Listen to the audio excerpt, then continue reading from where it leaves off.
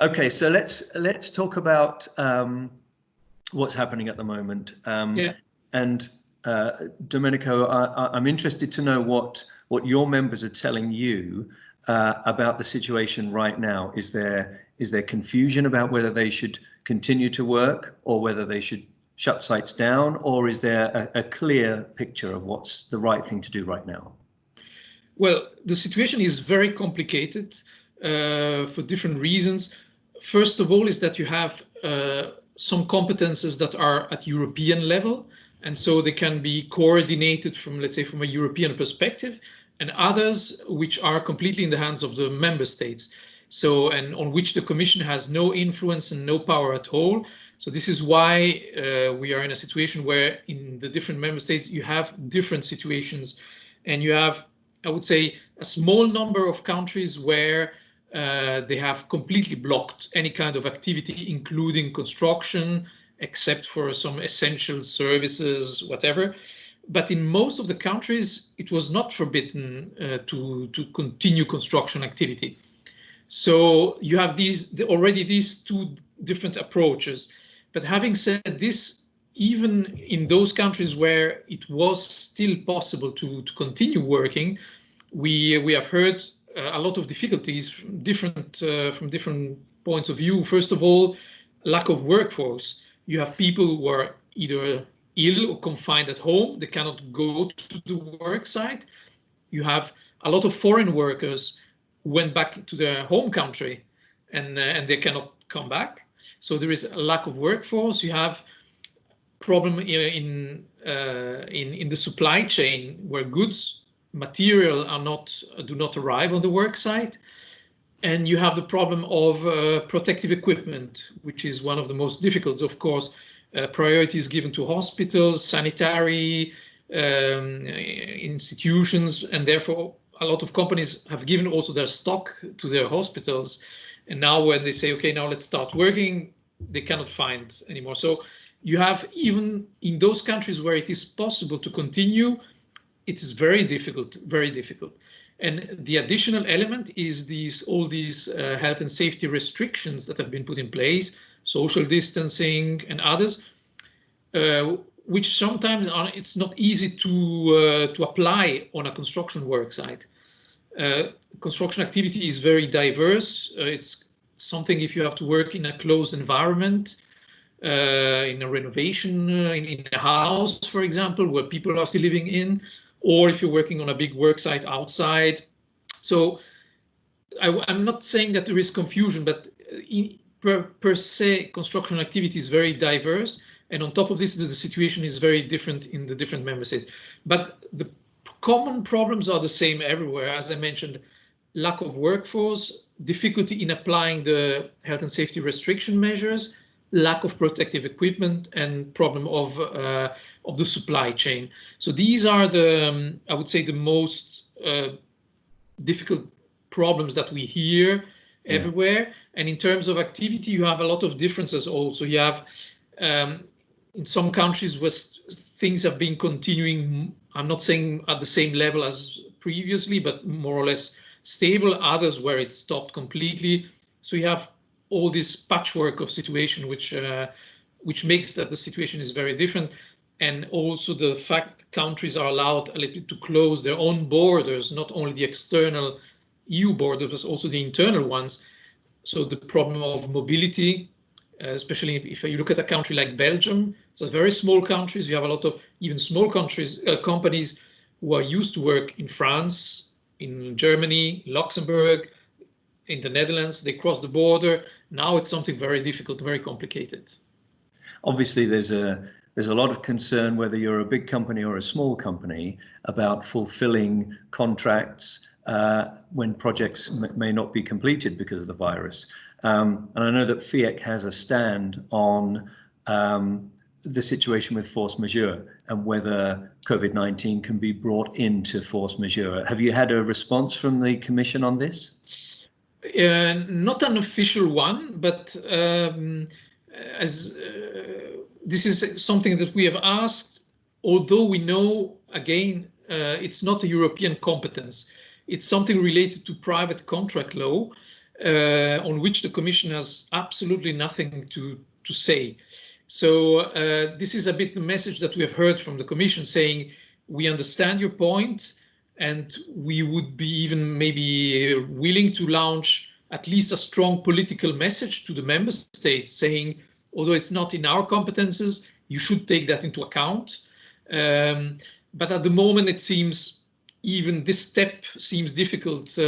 We have had direct contacts with Commissioner Breton because he's following the issue very closely, and he organized last week a video conference with 6 representatives from the construction sector. 2 of them were from FIEC, where we mentioned this issue, and he was very attentive. It's something that touched him, this message. But again, he said, I have to see, because it's something complicated. It's not in our hands. This is a bit the message that we have. We continue to push for that, because effectively, if it could be recognized as such, even if there are delays, it's not the contractor responsible for that who will be penalized. Companies are already in an extremely difficult situation, and I think the clients should recognize that and not put additional burden. There are, in addition of the lack or the slowdown of activity, you have all the additional costs to put in place the health and safety restrictive measures that have to be put in place if you want to continue working. All these are additional costs, and on the other side you have a lower level of activity. So it would be important, if you don't want to kill the sector, that also clients, public and private, can play their role in this. What about on a larger scale? I think you've called on the union to allocate funding to the construction industry.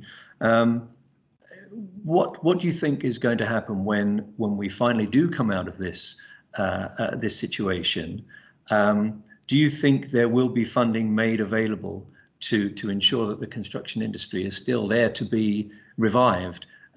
We know that 100 billion euros has been mobilized. We saw a release recently from the EU, but construction wasn't mentioned within that. So has there been some specific funding set aside for construction, or do you think there will be? No, I don't think that the Commission will put aside money for a specific sector. The Commission has mobilized a lot of funds and a lot of instruments that would allow hopefully a recovery to start as quickly as possible. For example, make a more flexible use of the structural funds. At the moment, structural funds, they need to be co-financed by the member states.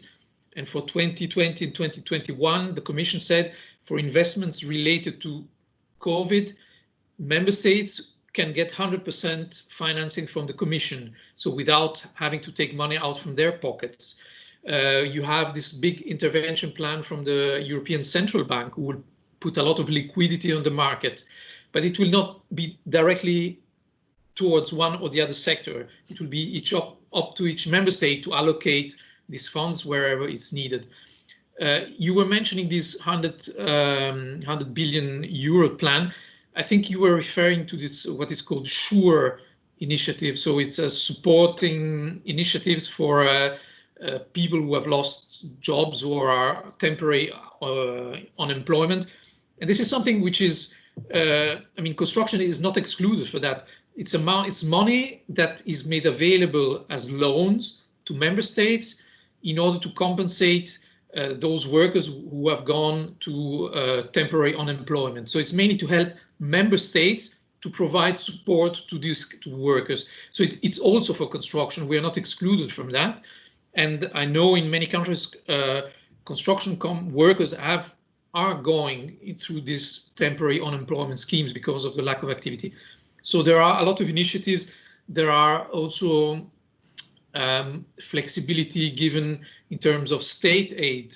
So which means that member states will be able to help companies, industries, without this being considered as illegal state aid. So I think that from the Commission side, there are a lot of initiatives that have been done. Well, I'm not starting now a debate on the Corona bonds that they mentioned, the stability mechanism. These are very political discussions. And also there are a lot of discussion regarding the multi-annual framework, financial framework of the Commission, where there is a request of trying to increase the European budget, but we are still talking at the moment that a budget of which corresponds to 1% of the EU GDP. So we have to be realistic. Even if they double it, which will never happen, it will still be very marginal, which means that the financial intervention will have to come at member states level. And I think that these instruments that allow more flexibility, also in the Stability and Growth Pact, I think that member states will have to make use of this in order to restart activity. Now, construction is a bit a particular sector because it reacts always with a bit of delay. So at the beginning of the lockdown, there were still some contracts going on. Now it's dropping, and it will take probably a bit longer than other sectors to go back to a normal level of activity. What is needed is liquidity, mainly for SMEs.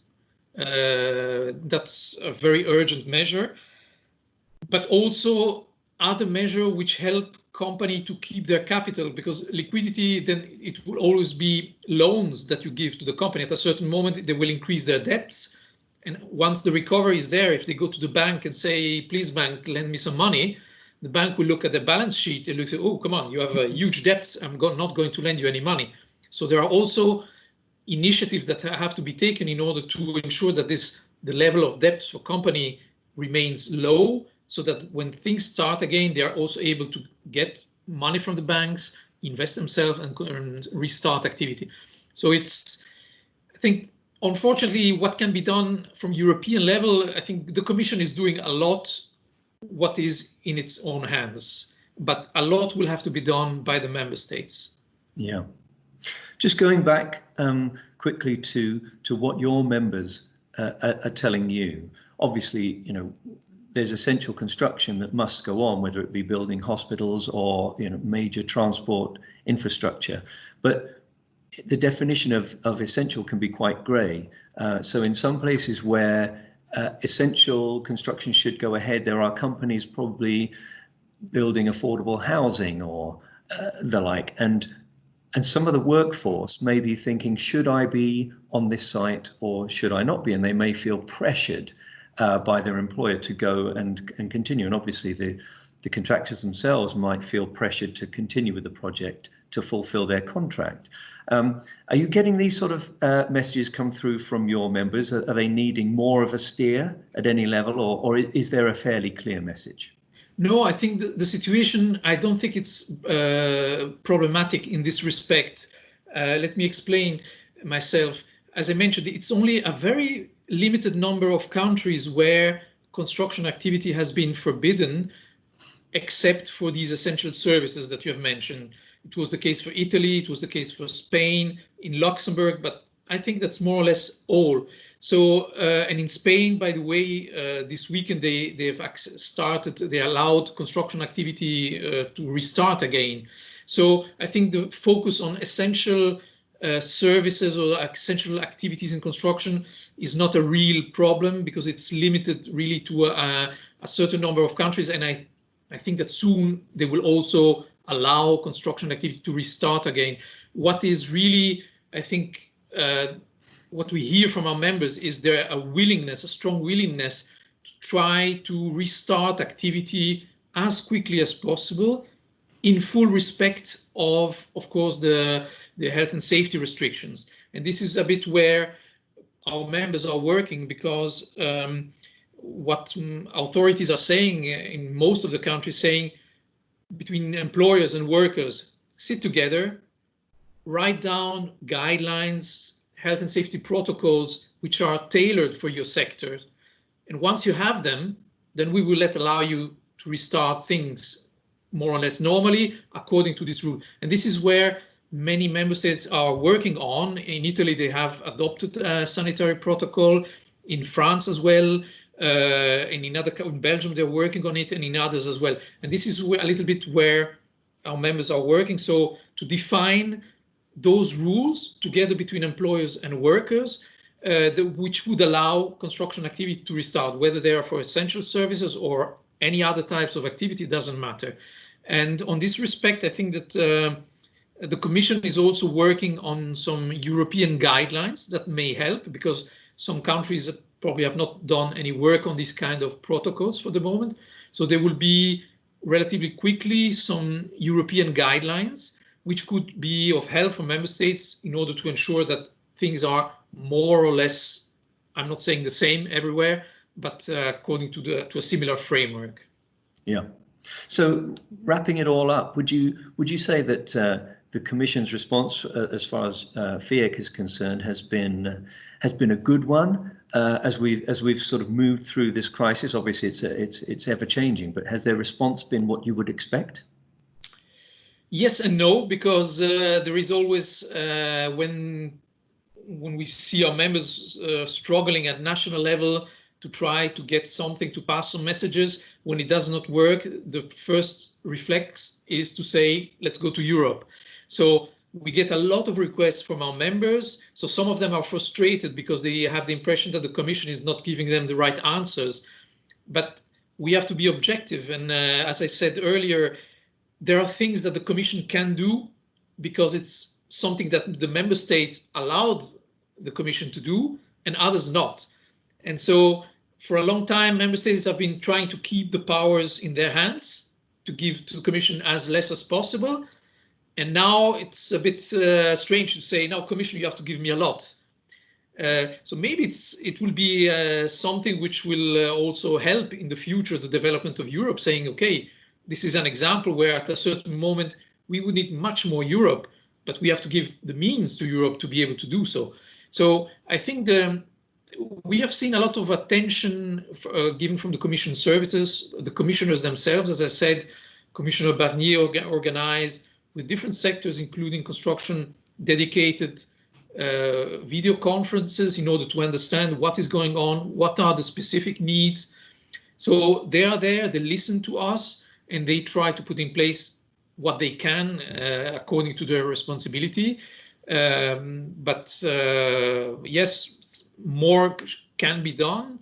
So there is always a little bit of frustration, but I think the Commission is doing a good job in respect to what it can do, in fact.